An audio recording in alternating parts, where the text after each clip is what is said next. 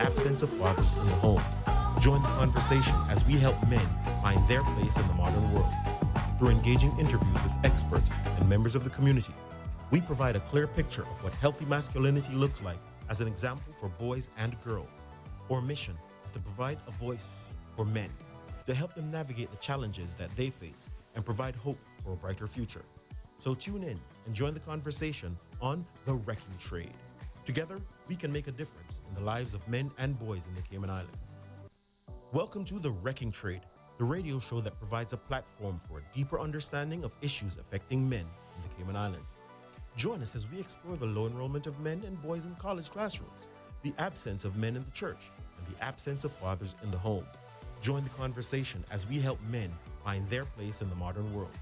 Through engaging interviews with experts and members of the community, we provide a clear picture of what healthy masculinity looks like as an example for boys and girls.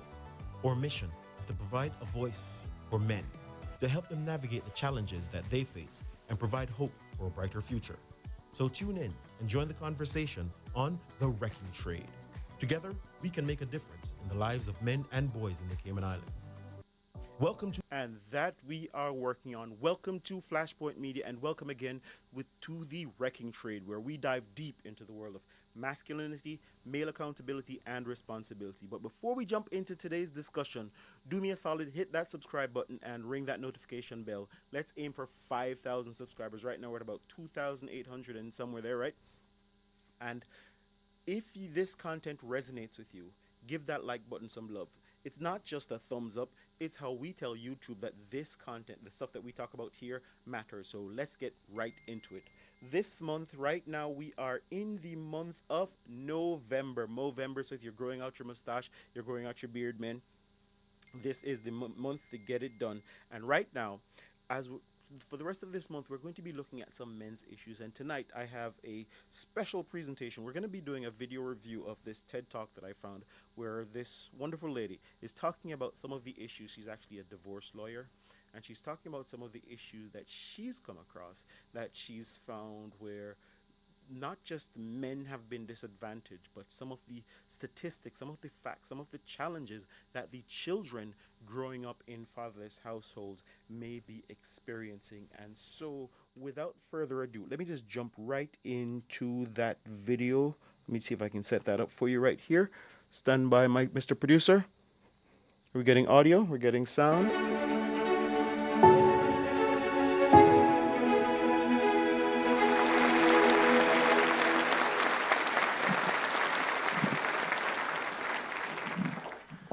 Okay, sound checked, video checked. I'm 6 years old, and all I can think about is getting the pink Barbie Corvette. I need $5 more. Luckily for me, it's Easter, and I know that my dad always hides one coveted $5 egg. Sound checked, video checked, right? We're going to be going in and out between the video and just offering some commentary, kind of exploring what may be happening for you. So if you are in the chat or on the phone, feel free to chime in, jump on in, see what may be happening for you. And I also have something by an awesome author that you may find resonating with you. So without any further ado, again, Mikey, back to the video. The best egg is the hardest to find. This year, I'm ready. Before long, I spot it right in the middle of my sweet 70s swing set pole. You know, the one that runs along the entire top of the set.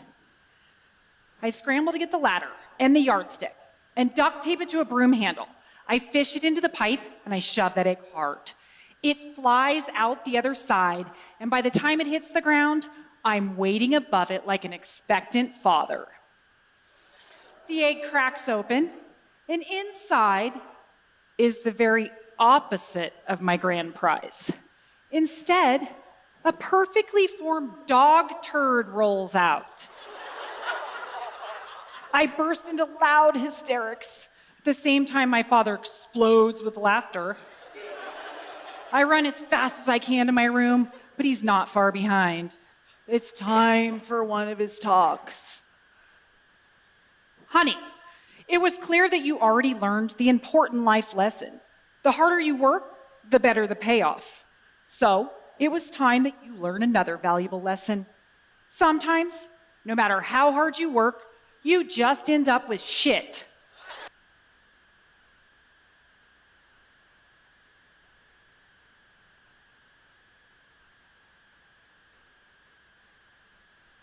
Differently from my kid's mother, right? And many of us men, we recognize that, and sometimes we pull that back because we've been told many times that, hey, mothers are parents and we may not be parents. But you know what? We need to lean in as men, that men are parents too, and men provide a critical service to the parenting role, a critical thing that when it is absent, it is absolutely noticeably absent. And that's what we're going to be talking about a little bit more today with this awesome presenter. And who better to teach just this sort of hard-hitting, direct, and painful life lesson to 6-year-old me than my father? I'm a divorce attorney. I've been practicing for over 20 years. I began in Los Angeles, but I've owned my firm in Nevada since 2001.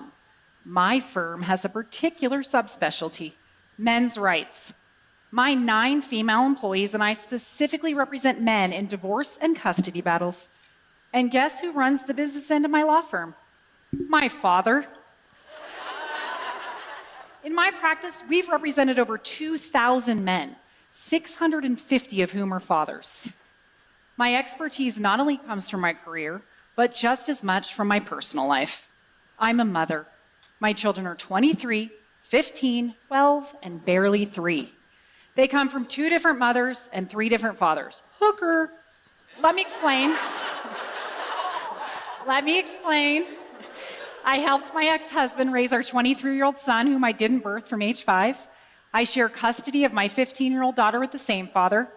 My 12-year-old son sadly lost his father to suicide when he was just 7, and my 3-year-old is being raised at home with his father and me. I just want to take a point there. I mean, she says something, she kind of brushes over it, and it is something that affects men at a far more alarming rate than women. I think the self-deletion rate is 4 to 1 in terms of men, somewhere along the lines, and this is from the United States, somewhere along the lines of over 49,000 a year, where women hover around 10,000 a year. So 4 to 1 in terms of men ending their own lives.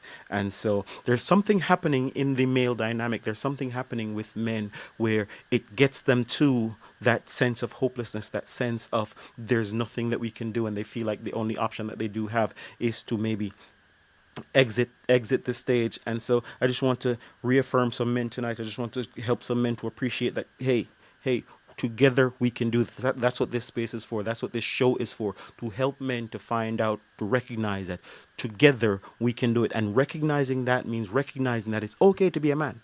It's okay to be masculine. It's okay to stand up and say, in 2023, I'm a man and I'm okay with that. I'm proud of that. All right? I live my work every day.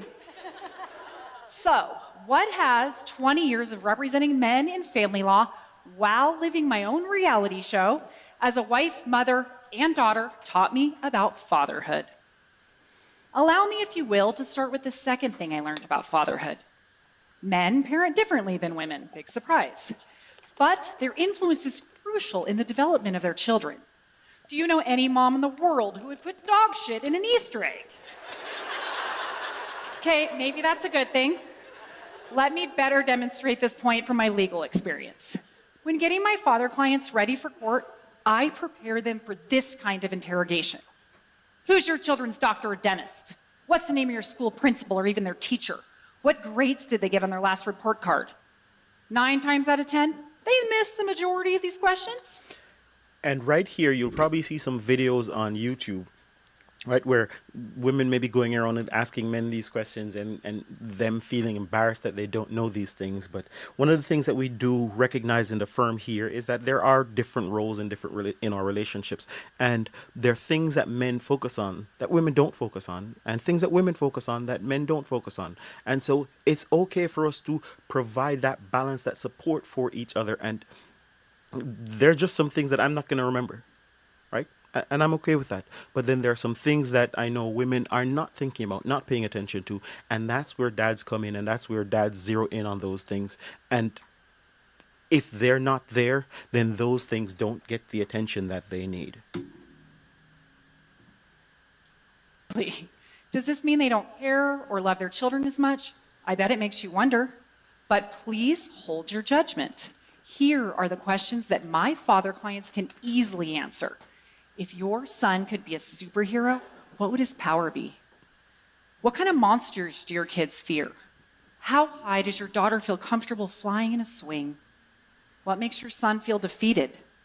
Yet, in my experience cross-examining hundreds of mothers in family court, these are the harder questions for them. Most of us know motherhood brings with it a sixth sense and an unspoken bond to our children. But what about fathers? Even fathers feel insecure about this reality. After representing 650 fathers, I can count on one hand those that felt secure in their instinctive role and significance to their children. What's interesting is my anecdotal legal experience suggests otherwise.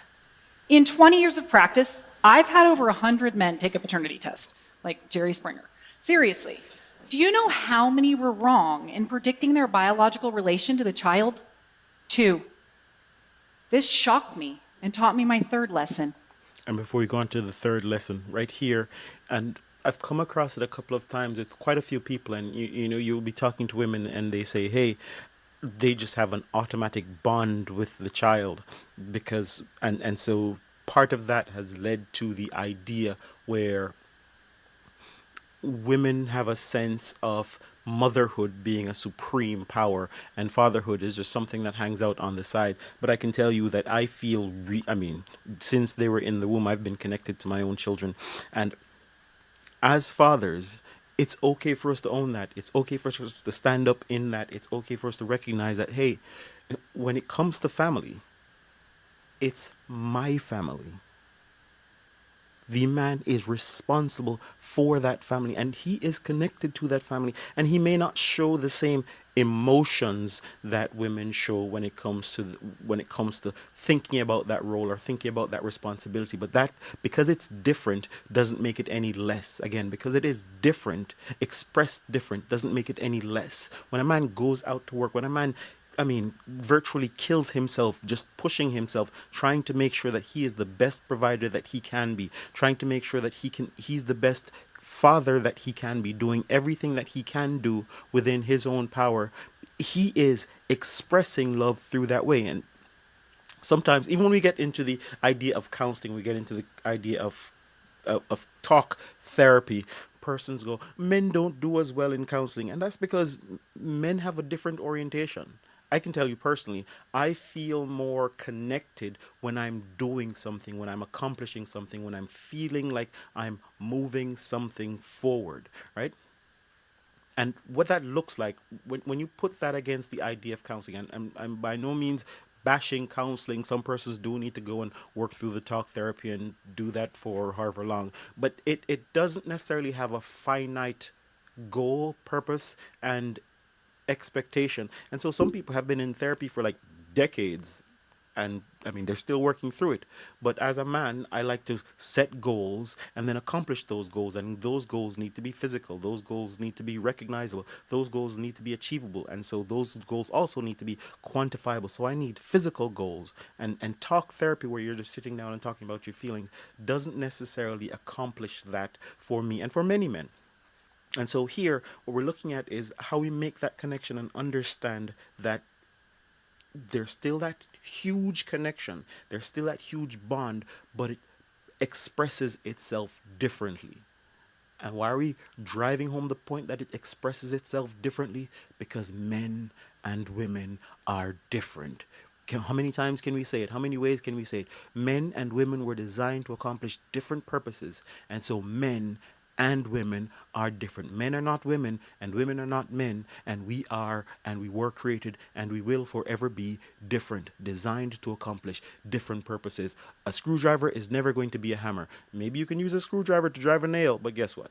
It's not a hammer. It might do the job, but it is not accomplishing the job in its efficiency as it was designed to be accomplished. And that is because they are different. They were designed with a different purpose in mind. Now let's back to the video.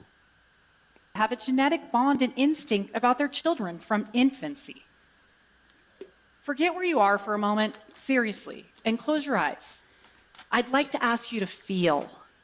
Think about your childhood. Picture your father, his smiling eyes, strong hands. Hear his deep voice. What did you love about your dad? Did he throw you high into the air? Teach you to ride a bike? Carry you home when you got hurt? Push you when you tried to give up? What did it feel like to have a daddy? Secure, fun, challenging? Now, go back in your memories and erase your father from every scene. This is what the other 40% of people's childhoods look like.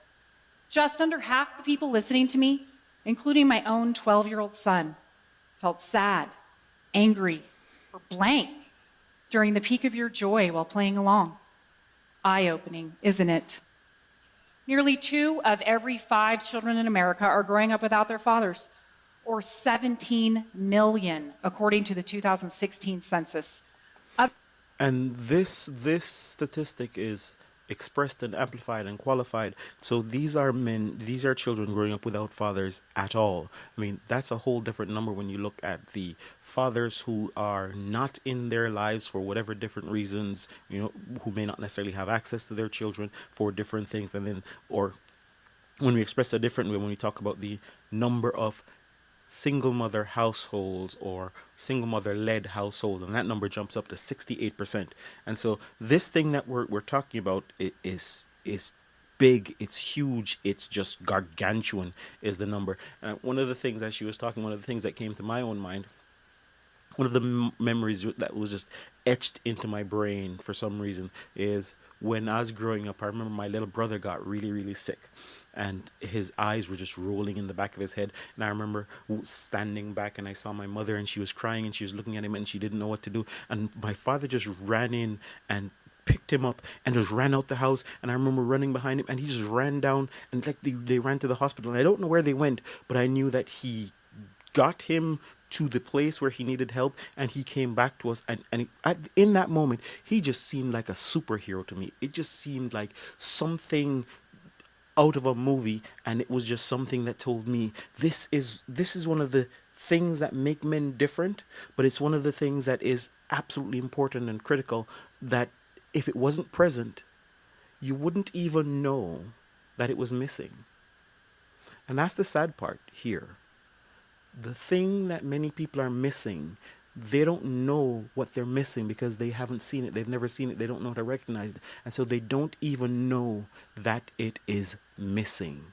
And just the sadness of that thought, growing up not knowing that this thing that is so important to you, that is so critical to your growth, your development, your becoming all that you can be, is not there. But it's not that it's not there, it's that you don't even know that it should be there.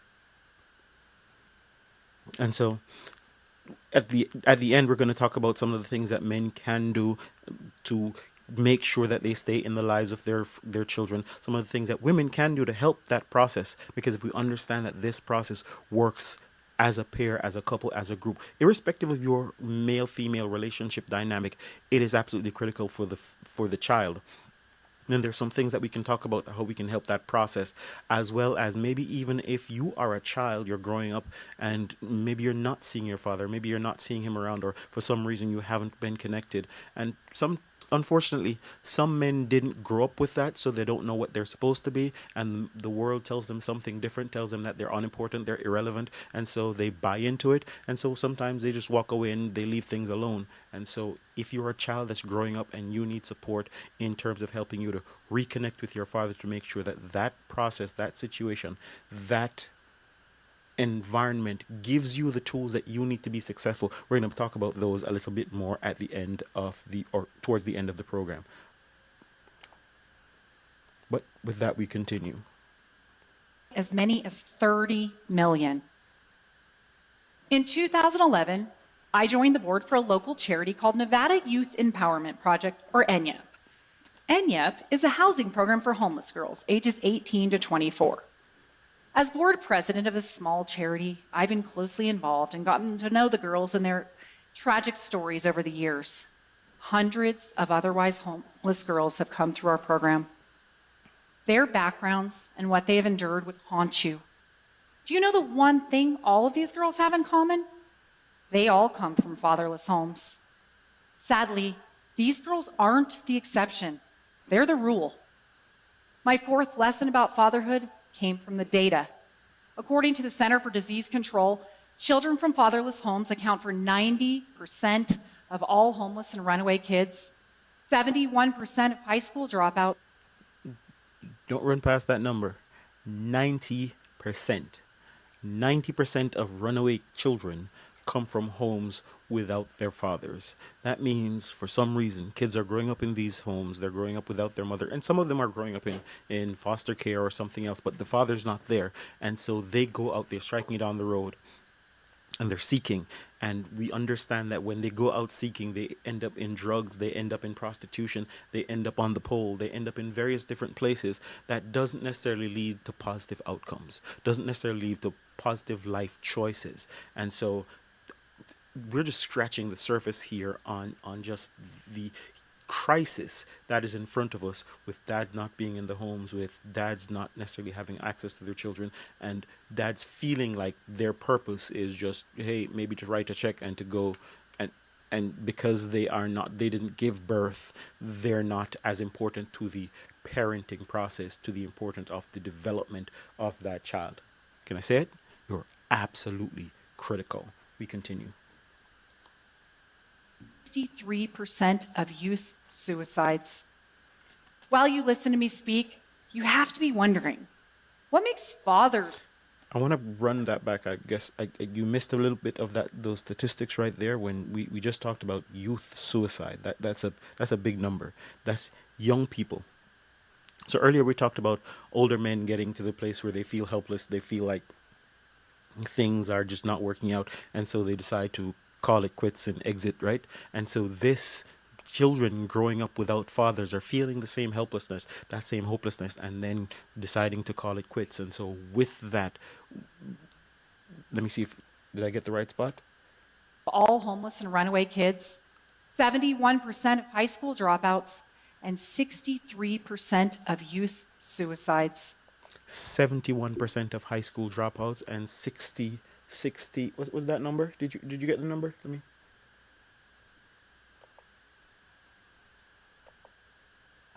And 63% of youth suicides. So that's 63% of youth suicides, 71% of high school dropouts, and 90% of homeless or runaways, right? Those numbers are really, really high.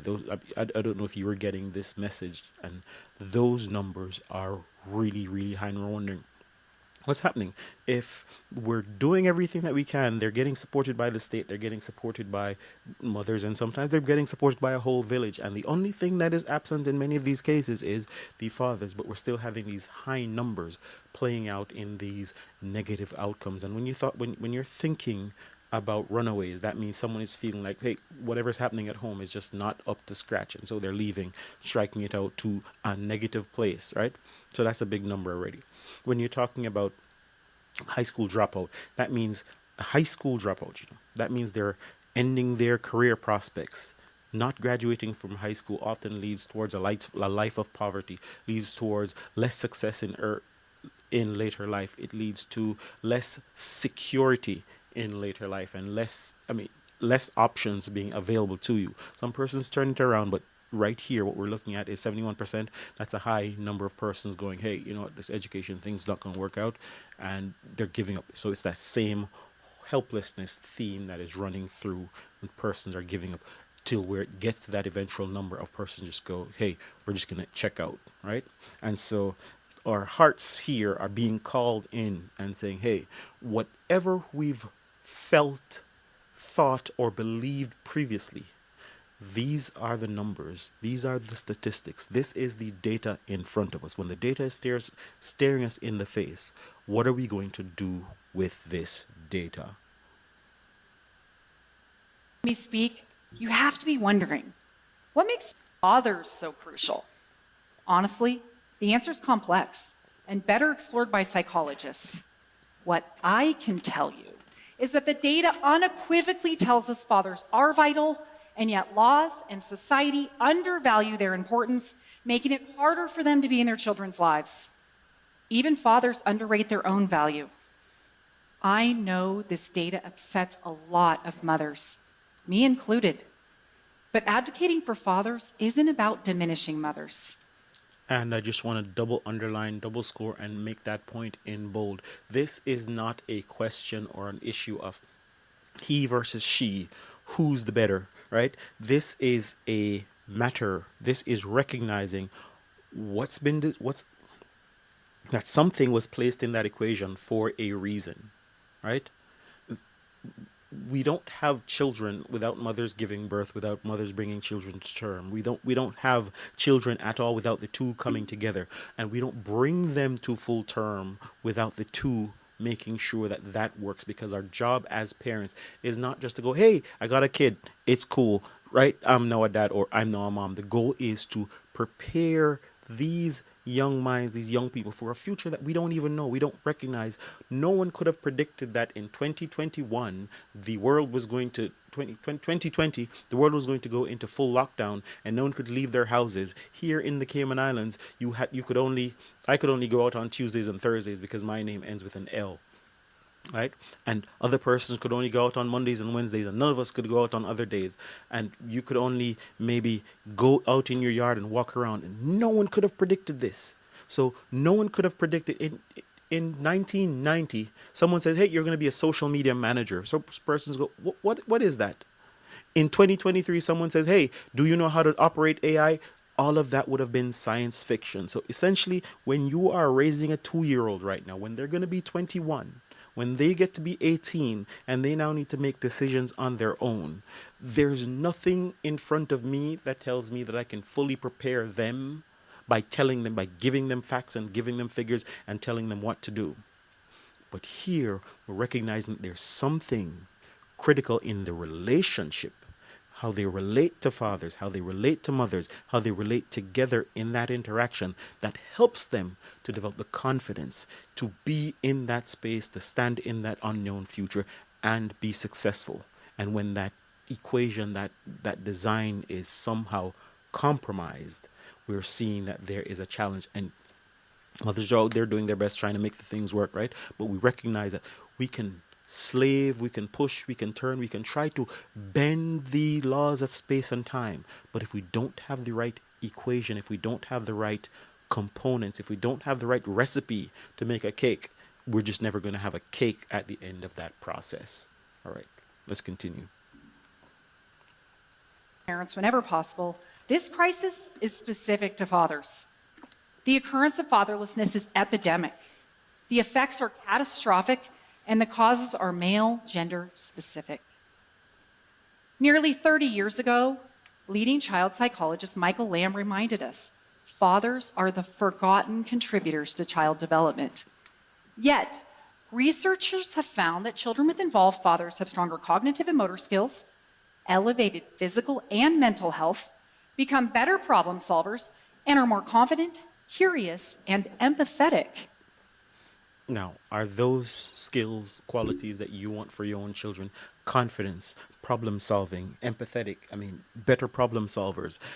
All around these skills that they're somehow getting from fathers being in the home, because there's nowhere in the statistics that it said that, hey, these fathers were rocket scientists or doctors or lawyers or something, some big thing that is helping them to blow up their brains. No, all they needed to be was be fathers who are present in the home.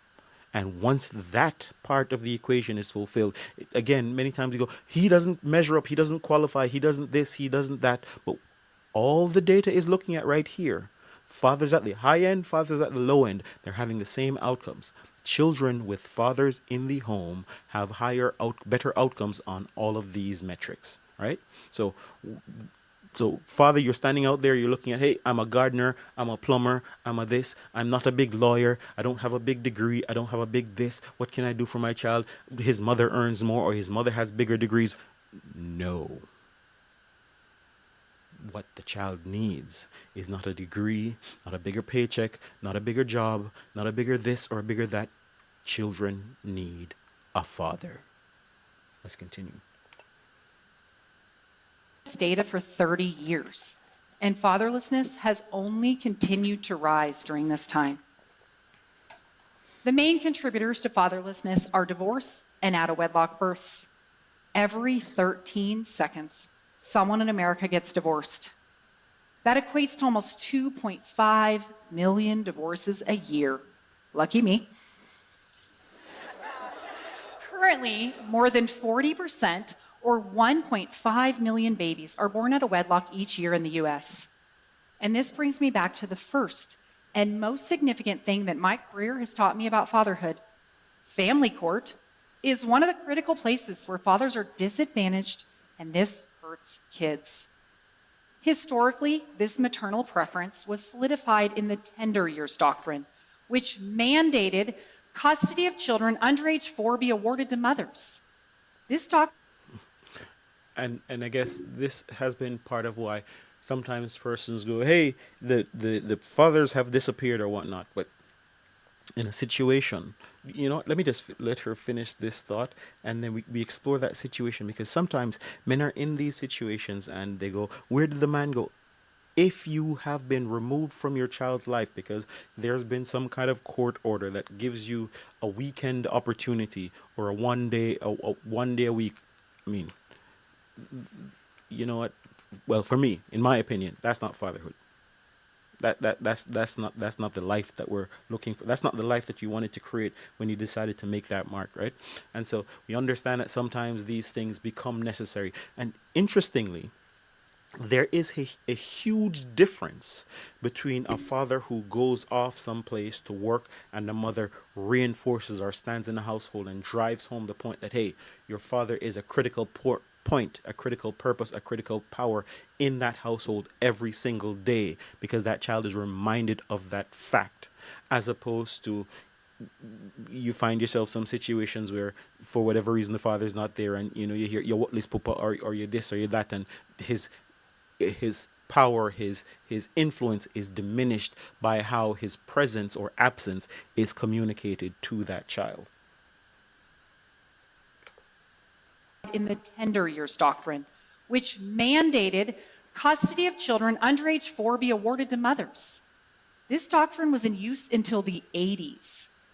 As the laws progressed, visitation for fathers improved, but it took a lot of years before the law was finally gender equal. In fact, it wasn't until 2017 that Nevada finally adopted a presumption for joint physical custody.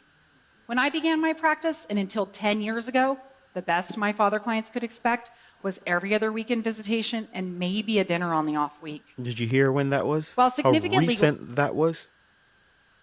When I began my practice, and until 10 years ago, the best my father clients could expect was every other weekend visitation and maybe a dinner on the off week.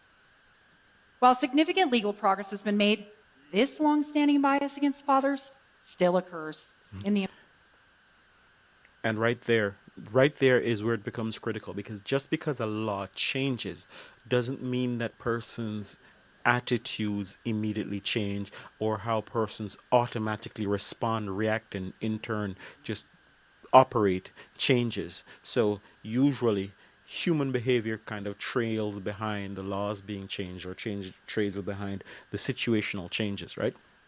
And so even now you still have just automatic biases when it comes to how persons operate. I remember when my son was being born, I went to the hospital. There was how the bed was designed, how the space was set up. It was set up in a way that, hey, it's just the doctor and the mother operating, and there's no space for the father, because I guess automatically in their minds there's no expectation that the father is present in the room, but I want it to be present, right? And so here, persons may be still operating from that perspective, from that position, that a woman is just going to do it on her own, and she's going to raise the child on her own, and because she is the parent.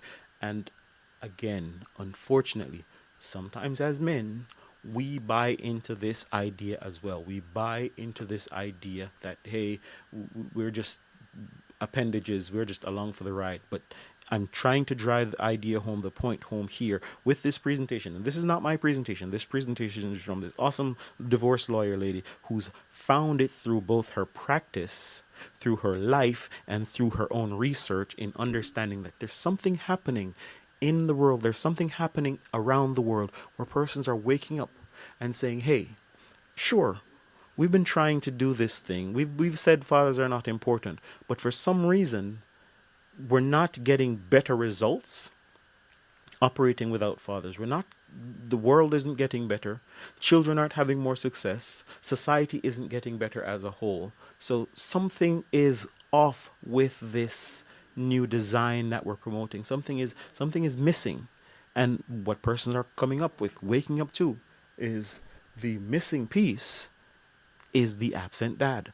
The missing piece is that when dad is not there, when dad is missing, the equation is incomplete.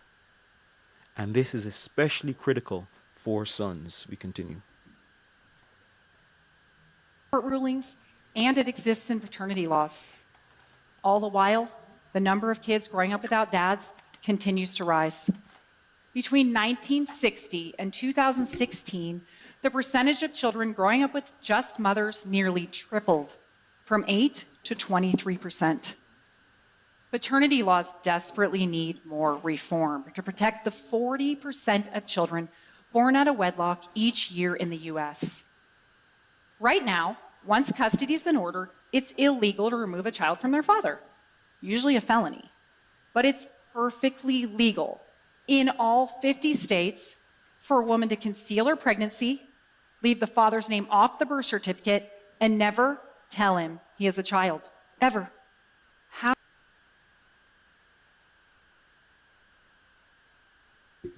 Right here, we're seeing another challenge. We're seeing a challenge here, particularly.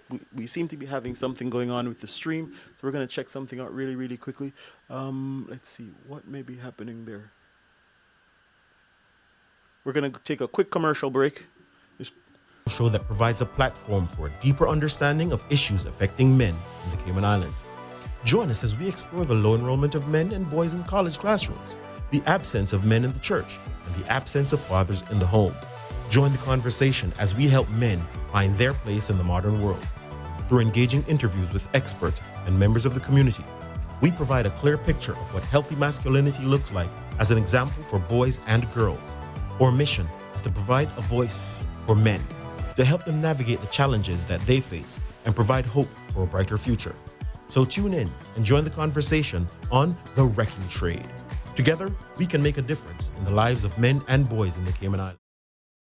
Welcome to The Wrecking Trade, the radio show that provides a platform for a deeper understanding of issues affecting men in the Cayman Islands. Join us as we explore the low enrollment of men and boys in college classrooms, the absence of men in the church, and the absence of fathers in the home. Join the conversation as we help men find their place in the modern world. Through engaging interviews with experts and members of the community, we provide a clear picture of what healthy masculinity looks like as an example for boys and girls.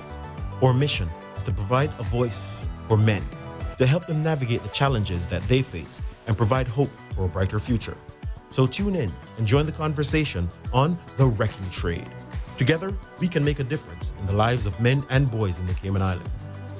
All right. I hope that we're back. We're looking good back on the stream. We were having a little bit of technical difficulty. You probably were not seeing us or seeing the video, but you were able to hear, you were able to listen to hear what was going on as we're reviewing this TED Talk brought to us by this divorce lawyer who has been experiencing, exploring, and looking at what has been happening in the men's rights space and talking about how the impact of fathers not being in the homes has impacted children, has impacted our society, and then what are some of the things that are bleeding into that, lending that are amplifying that, are causing that to be in place.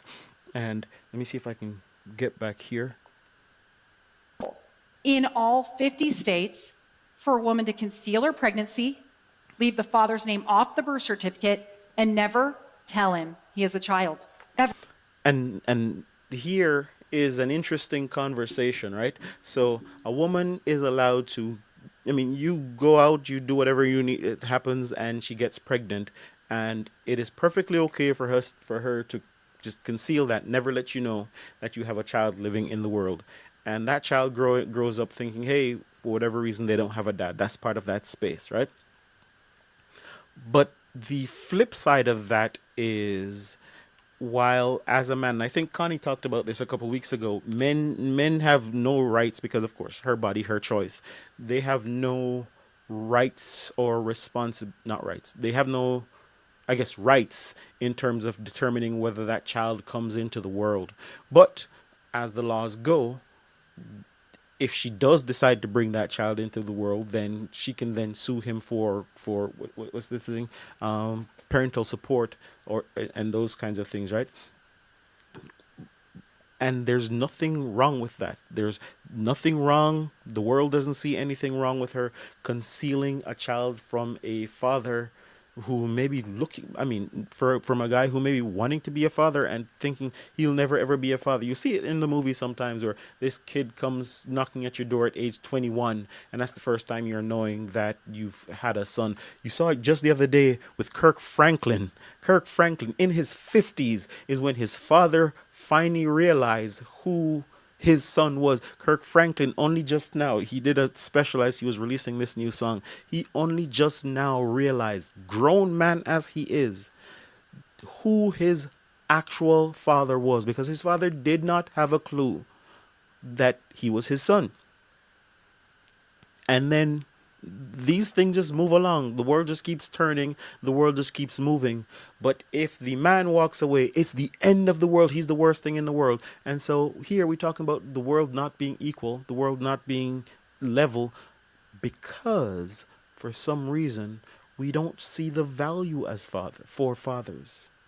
We don't think that the world needs fathers. The world needs mothers because they know they have to carry the child for 9 months, right? For 9 months. But whenever the father gets pulled in, it's okay. It's all right. No one questions it. No one raises an alarm. No one makes a sound. No one makes any noise. And my pet peeve is hearing these things where you'll see people get together and go, my mother who fathered me. Rubbish. Women can do the best jobs that they can do, but they'll never be fathers. And guess what? Men can do the best jobs that they can do too, but they will never be mothers. Fathers are fathers, mothers are mothers, and we're designed to accomplish a particular purpose in that child, in that relationship. And so with that, we have to recognize our roles, recognize our purpose, and lean into that. But that doesn't happen if we don't recognize that we do have roles. If we live in this upside down world where we just think that we're interchangeable and just swappable and one can be just as the same as the other, then we think that, okay, if the father walks away, it's fine, And then we have the outcomes that we're having. Then we have the situations that we're having. What did they say? Children running away. Children dropping out of school. Children deciding to end their own life. And so these are some of the things that we are trying to address, tap into, speak to, so that we can help the next generation, so we can help our society. We can build better communities. Let's continue. How is this not kidnapping? Just as horrible, a woman can knowingly list the wrong father on a child's birth certificate, deceive him, and a short while later, in many states, the wrong man becomes that child's legal father forever. He's obligated to a child that isn't his, and that child just lost their real father with little to no recourse. This is a betrayal of the worst kind. And the law not only allows it, it creates the opportunity. This is what we know. Every bit of data we have tells us children need their fathers. The data is saying it. It's not men sitting on the sidelines going, you need. The data is saying it, right? We will say it, we'll say it, we'll say it, we'll show it. But for some reason, we're not getting the message. We're not getting the message. And the message is children need their fathers. Think about it for yourself. Think about whether or not your dad was there and what that meant for you. And what it could have meant if he was there. Think about the things that we've talked about since the beginning of this program. Think about the things that she's mentioned in terms of the loss and in terms of the gains in those persons. And again, remember how data works. Data doesn't say, and once your father's there, life is going to be a bed of roses. You're going to have unicorns, butterflies, and ice cream every Thursday, right? That's not what it means. It means that better outcomes happen when there are fathers in the household, when they are present. And again, it's not talking about, oh, it's just the fathers who make $1 million, or just the fathers with master's degrees and PhDs and super brains, and just the fathers who go to church every single day, including Thursdays and Sundays, and twice on Sundays and Sabbath, and they preach in and sing in the choir. No, it's saying once the father, whatever his shortcomings, whatever his failings, whatever his situation is, there statistically is a higher likelihood for that child to have better outcomes once he is present. And here we've already underlined the idea that presence may look differently, especially here in the Cayman Islands, where we understand that many men have to go over and travel and do work and do these kinds of things in order to make sure that they can be the best providers for their children. But understanding or seaman background, these things used to happen in the Cayman Islands. The men used to be gone for even years sometimes, but the mothers would still be present in the home and reinforce the presence of the father. So the father wasn't absent. So even though he wasn't there every day, he wasn't absent, right? Because the mother would make sure that the children knew who their father was and knew how important their father was to what they were becoming. Who you fa? That's what it meant, right? Who you're connected to, your heritage, your right? So through understanding the purpose of men, the role of men, the importance of men, persons could maintain their identity irrespective of their financial situation or their socioeconomic situation or whatever their situation was. As long as dad was there present or his presence was maintained in the household, they had better outcomes. We continue. Its application in society at large disfavor fathers. The law is improving, but the statistics are not. So, what can you do? We are the change makers, all of us. All right, so grab your pens, grab your paper. This is where we kind of talk about some of the things that you can do as individuals to help the situation to change, because we can't wait for the laws to change and then for everyone to catch up. That's just not going to happen, right? Some persons have grown up in a particular mindset, grown up in a particular situation, and they think differently. They've been sold the lie and they believe it. They take it, they pack it in their bags, and they go, fathers are unimportant. We're just going to do this thing on our own. And I'm saying, whichever side of the coin that you're on, you, as long as you believe, as long as you hold that, hey, this thing that we're talking about matters, this thing sounds important, we can do something. Whatever your situation is, you can do something. So if you are the mother and you're working with a dad who doesn't recognize his own purpose and his power, you can help him to get there. And this is not by, you need to, no. It's by reinforcing, remind him of how important he is, helping him to see the joy, the purpose that he has been designed, empowered with by God, so that he can be the best man that he can be. And so that child can have him as an example. If you are the man on the other side of that equation, and maybe you're dealing with a woman who she's just sold on this feminist trip and she don't think you're important, she doesn't need you, she doesn't see the value of you, and she's trying to take the children and do something else, then you now have to stand up. You now have to figure it out and grow a pair and stand up, put some hair on your chest and say, hey, you're going to step up, be present, and do whatever it is that you need to do to make sure that that child knows that you are their father, present and accounted for, right? And then if you're the child and both your parents are crazy, both of them are crazy, both of them are on some kind of crazy trip, dad's gone where he's gone, kid's gone, mom's gone where she's gone, but you know, you've heard this, you've seen the statistics, you've been looking at some data online, and you've been feeling something inside here and feeling that there's something missing. And you're saying, wow, this thing that we're talking about here sounds like that missing piece.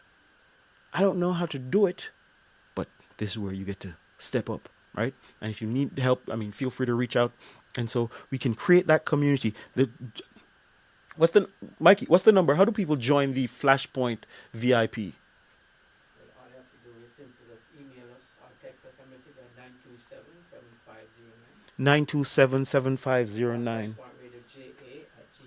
or flashpointradioj@gmail.com. And so be a part of the community, a part of a growing community that is helping persons to connect, stay connected, feel empowered and strengthened so that we can get in the midst of this battle. I'm going to go back to her final thoughts as we're talking about how persons can find that power, activate that power, and reconnect. But I just want to divert a little bit again and just talk about how just because someone is on the wrong side today doesn't mean that they're going to be on the wrong side forever. I remember Mikey and I used to argue about 12 years ago, and I would swear up and down, Mikey don't know a thing what he's talking about. He's talking this foolish about men, the role of men. No, we're equal. And we used to fight, and he's saying, listen, men have a responsibility. We can't do this equality thing. It's not, men are not women and women are not men. Men have to be men for women to be women. And so he'd just stand up and be talking out, and people are like, Mikey, stop the noise now. But here it is now. I'm sitting right here in Flashpoint Media, recognizing that he's been on the fence for all this time, and I was wrong. And so now I'm trying to play catch up. Now I'm trying to play catch up, and I'm trying to help you to catch up because we've lost a lot of time. You've heard her talk about the statistics. It hasn't gotten better in the last 10 years. It hasn't gotten better in the last 20 years. More children have dropped out of high school. More children have run away from home, and more children have ended their lives. And so now we have to, with the time that we have left, shout as loud as we can, and as lovingly, of course, also as lovingly as we can, so that persons like me who were asleep can wake up and start standing up so that we can help our children. We continue. If you're a father, make the effort. Do everything you can to be in your children's daily lives. If you're a mother, encourage and facilitate the relationship between your children and their father instead of trying to interfere or control it. If you're a child, spend time with your dad. Ask him to do something. Seek his advice and guidance.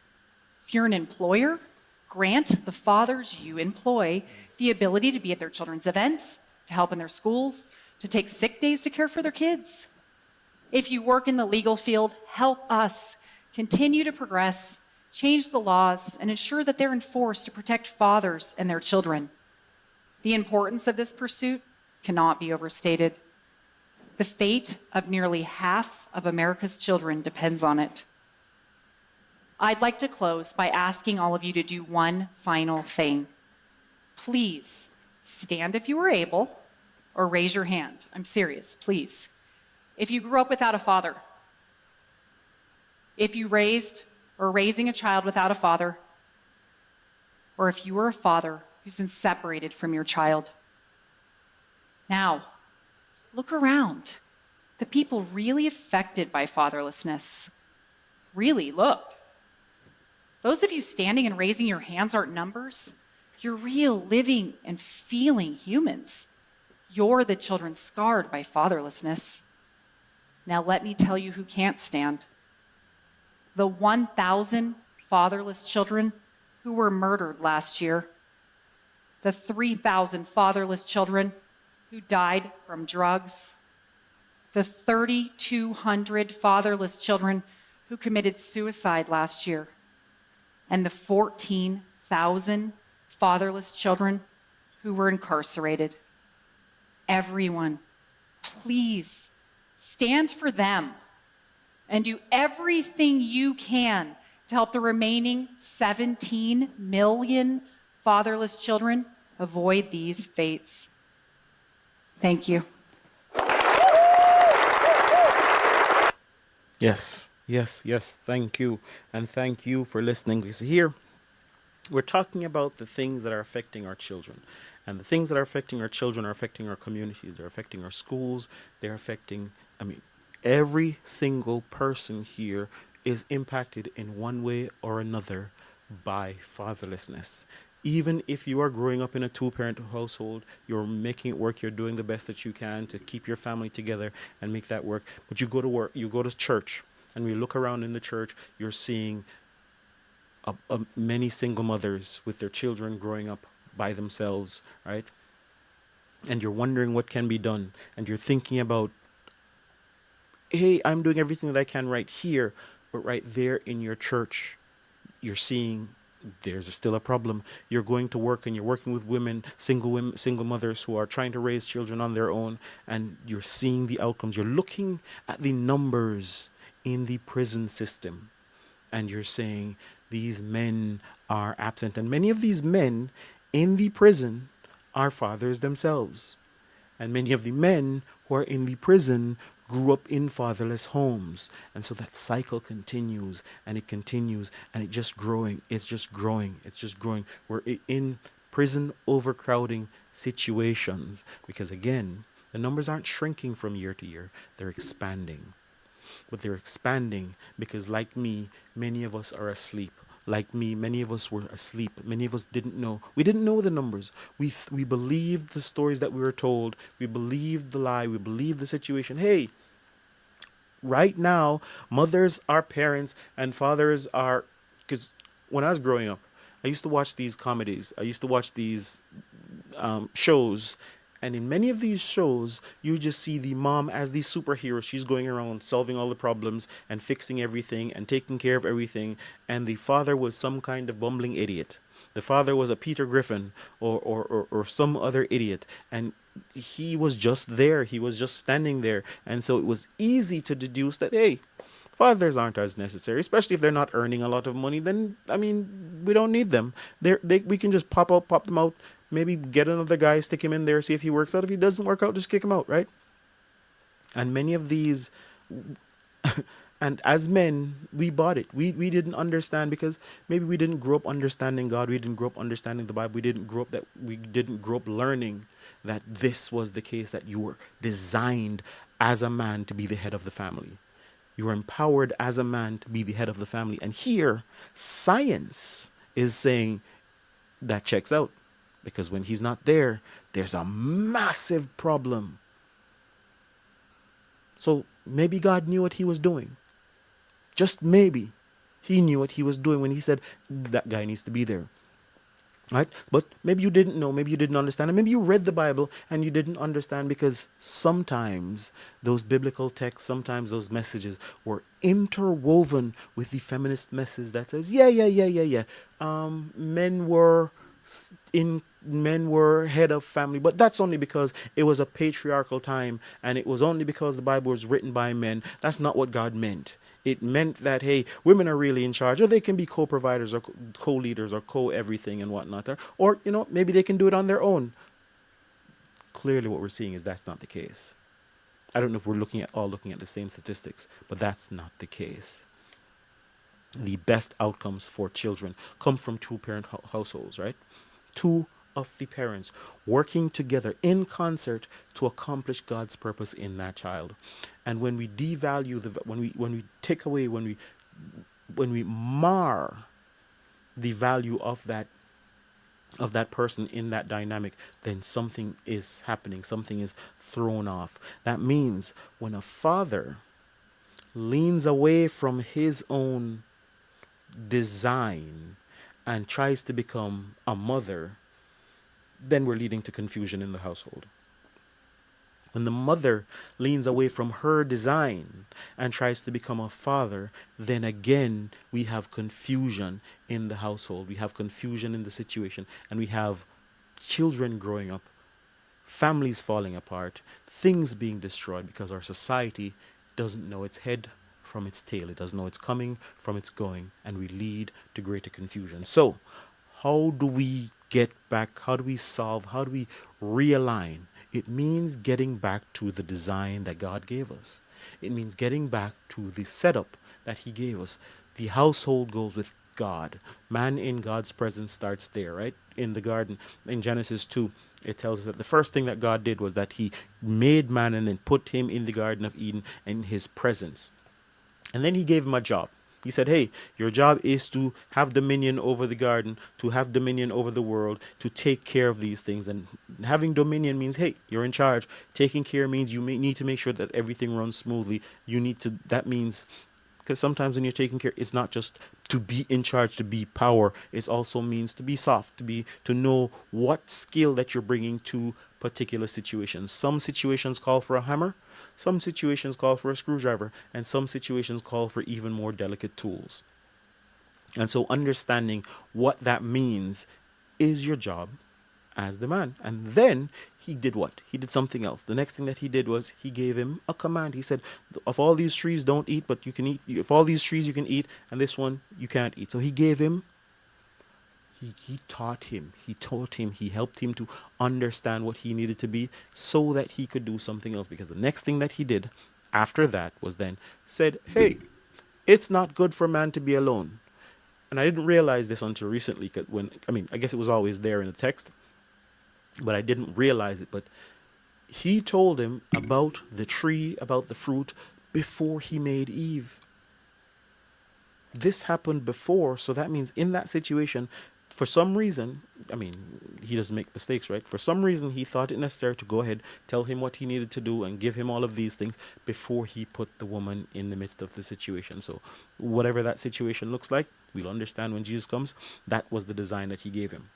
And so when we get back to that design, we understand that men, we have a responsibility to qualify ourselves. We have a responsibility to stand up as men. We have a responsibility to get closer to God's presence, whatever that looks like for you. It may look like going to church. It may look like connecting to him. It may look like praying more. Whatever it needs to look like, it means that's what you are working on. And guess what?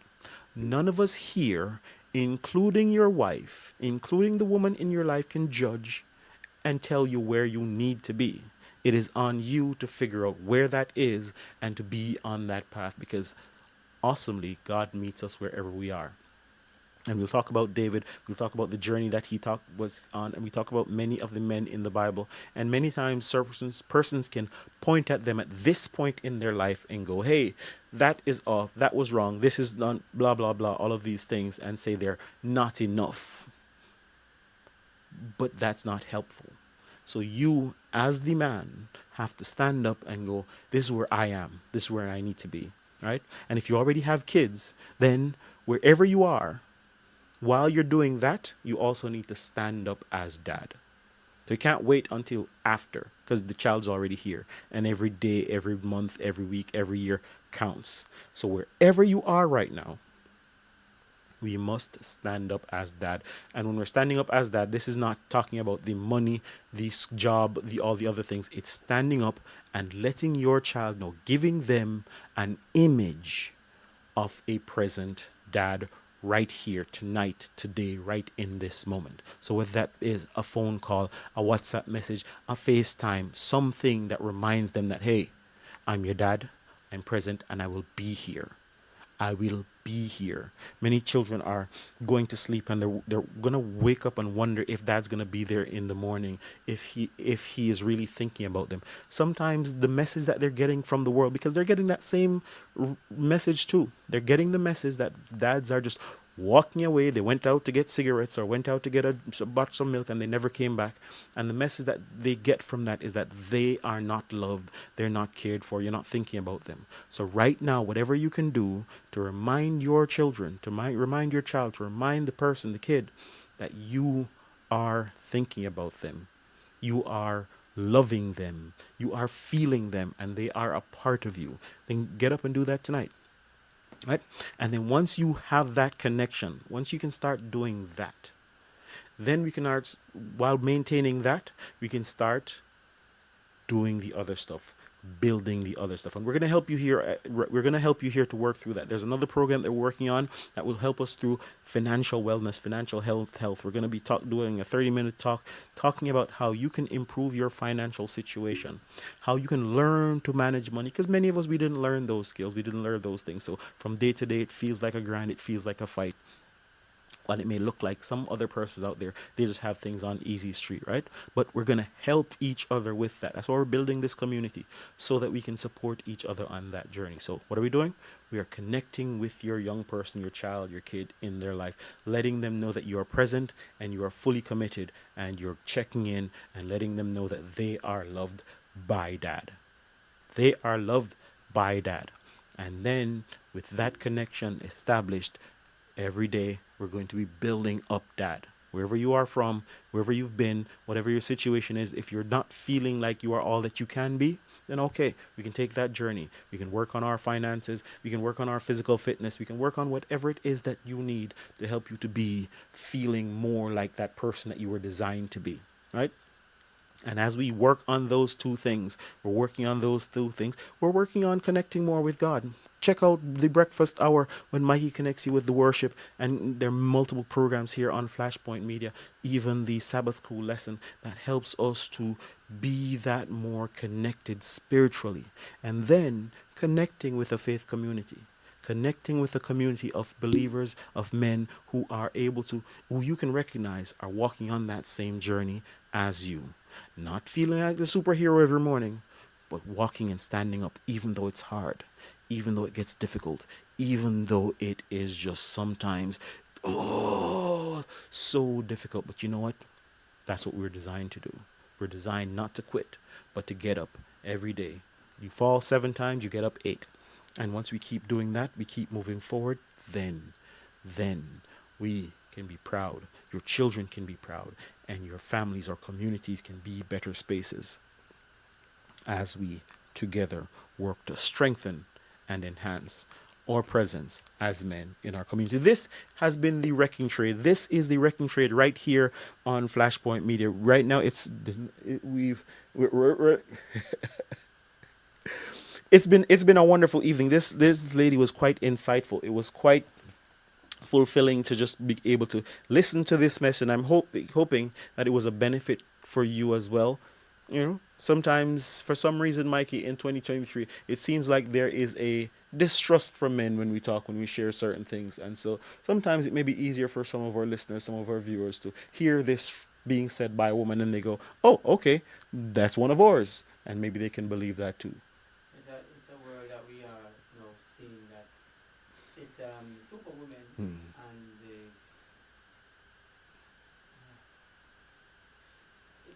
it is where we are. We have created a westernized world. I think what we're looking at though, Ella, is to see that on this side of the fence we have changed the landscape so much, but there's another side that has not.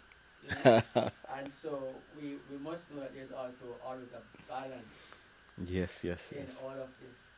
Yeah, let me see if my mic is there. Yeah, there's a balance in all of this. That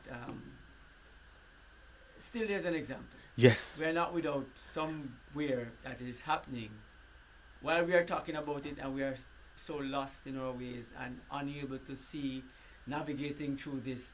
There's another set of persons who have no clue that we are so lost. And sometimes we look over the fence at those people and we say they're lost, they're confused, lost. and we call them all kinds of We call things. them all kind of things, right? But the data shows That they are the ones who actually have this thing worked out, and we are the ones who have not seen the light of day. You know, and a quick statistic there, because I was looking at some statistics as it relates to just the number of persons who are ending their own lives, men, people in general who are ending their own lives, and as looking at some statistics and comparing them to persons on that side of the fence, and we're going to jump into that side of the fence a little bit late, maybe next program, one of these other programs, we can really unpack what happens on that side of the fence. So for now, we'll just call it that side of the fence, right? Yes. Persons who live on that side of the fence, and the suicide or the rate that they end their own lives is below 1, and they do this number where they go, Let's call it other side of the fence. The eastern side. in the east, in the east, persons end their lives at numbers like below 1 in 100,000. But here on the western side in the US, the numbers that came out for 2022, the number was 14 per 100,000. And so when you look at that stark difference, Ridiculous. in persons feeling hopeless and helpless. And then we're pointing over the eastern side and saying, they're the ones who are confused. And we're saying, they're the ones who are lost. But yet, they feel like they have hope. They have purpose. And What you must see, though, Yes. Rob, is that those persons are not trying to figure out anything. and that's the message. That's the message. They're not trying to figure it out. That's just how it is. Yes, this is what we are told. That's This is right. what we do, and we're just doing it. On this side, we're trying to figure it out. We're trying to figure out what is a woman. We're trying to figure out what is a how man. to reinvent the wheel. We're trying to figure out how to reinvent the wheel. We're trying to reinvent fire. We're trying to do all of these things that were already done, Already there. already had Don't need success, but for some reason, we are here thinking that we know better.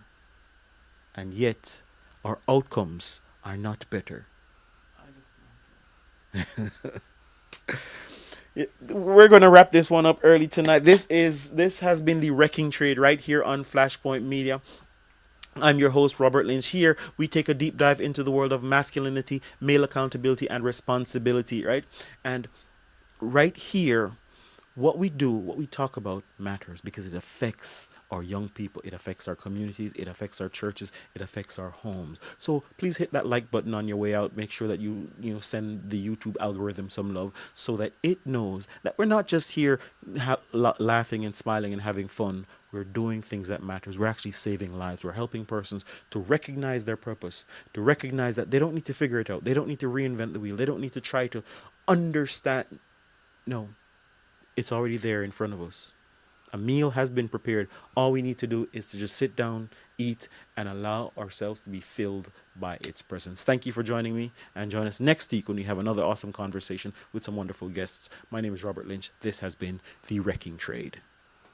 Welcome to The Wrecking Trade, the radio show that provides a platform for a deeper understanding of issues affecting men in the Cayman Islands. Join us as we explore the low enrollment of men and boys in college classrooms, the absence of men in the church, and the absence of fathers in the home. Join the conversation as we help men find their place in the modern world. Through engaging interviews with experts and members of the community, we provide a clear picture of what healthy masculinity looks like as an example for boys and girls. Our mission is to provide a voice for men, to help them navigate the challenges that they face and provide hope for a brighter future. So tune in and join the conversation on The Wrecking Trade. Together, we can make a difference in the lives of men and boys in the Cayman Islands. Welcome to The Wrecking Trade, the radio show that provides a platform for a deeper understanding of issues affecting men in the Cayman Islands. Join us as we explore the low enrollment of men and boys in college classrooms, the absence of men in the church, and the absence of fathers in the home. Join the conversation as we help men find their place in the modern world. Through engaging interviews with experts and members of the community, we provide a clear picture of what healthy masculinity looks like as an example for boys and girls. Our mission is to provide a voice for men, to help them navigate the challenges that they face and provide hope for a brighter future. So tune in and join the conversation